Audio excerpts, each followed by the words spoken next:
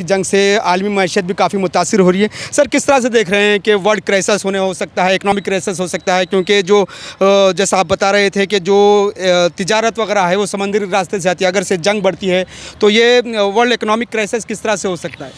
सबसे पहले तो मैं ये बात बता दूं, वर्ल्ड इकोनॉमिक क्राइसिस तो होंगे, लेकिन उससे पहले जो ह्यूमैनिटेरियन क्राइसिस जो चले हैं, जिस तरीके से क्राइम अगेंस्ट ह्यूमैनिटी जो फ़लस्तीनियों पे जिस तरीके से बमबारी करके अमेरिका, इजराइल और कुछ यूरोपियन यूनियन जो तो मिलकर जिस तरीके से फ़लस्तीनी मासूमों पे जिस तरीके से बमबारी कर रहे हैं, कारपेट बॉम्बिंग कर रहे हैं, white phosphorus chemical weapons use कर रहे हैं, जिस तरीके से ये कर रहे हैं, ये सबसे पहले तो क्राइम अगेंस्ट ह्यूमैनिटी है। इसके तहत अमेरिका और इजराइल को ICC international court of justice के में इनके ऊपर केसेस होना चाहिए।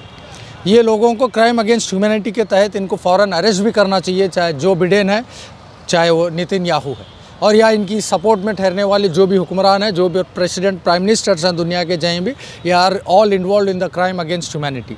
और जहाँ तक आपका सवाल था कि इकोनॉमिक क्राइसिस क्या हो सकते हैं, ये देखिए, ग्लोबल ट्रेड का एक मेजर हिस्सा रेड सी से गुजरता है और दुनिया का 90%, मोर देन 90% ट्रेड जो होता है शिपिंग से होता है। भी आप उसका ऑयल देखिए या गैस देखिए या आप फूड आइटम्स देखिए, जो भी ट्रेड होता है it goes through the shipping roots.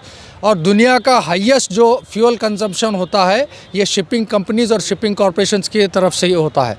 तो अगर यहाँ से ये वॉर को इमीडिएट रोका नहीं गया, जिस तरीके से अब हम देख रहे हैं यमन के जो हूतीज़ हैं, हूती रिबेल्स ने जिस तरीके से ये फ़लस्तीनियों की तायद में एक बड़ा अच्छा कदम उठाया है, एक इंसानियत के लिए बड़ा अच्छा कदम उठाते हुए इंसानियत को बचाने के लिए हूतीज़ ने जिस तरीके से फ़लस्तीनियों के हक़ में एक इकोनॉमिक ब्लॉकेड किया है इजराइल के ख़िलाफ़, और वो रेड सी में से गुज़रने वाले सारे शिपिंग के ऊपर जो ब्लॉकेड किया है, इसका इम्पैक्ट हम इमीडिएट देख रहे हैं। Within a week US and America has already face $2 billion loss. अगर ये क्राइसिस और बढ़ते हैं, फ़लस्तीनियों का मसला फ़ौरन नहीं हल होता है, तो ये शिपिंग की जो सारी रूट है ये ब्लॉकेड हो जाएगी। अगर वहाँ पे हमले हो जाएंगे तो ग्लोबल ट्रेड जो शिपिंग से होता है ये पूरा इम्पैक्ट होगा। जब ट्रेड इम्पैक्ट होगा तो इकोनॉमीज़ इम्पैक्ट होंगे, इकोनॉमिक इम्पैक्ट होंगे तो महंगाई बढ़ेगी, महंगाई बढ़ेगी तो दुनिया के हर मुल्क को फ़लस्तीनियों पे हो रही बर्बरियत, जुल्म इनको भी सहना पड़ेगा महंगाई की शक्ल में। शुक्रिया सर, शुक्रिया सर।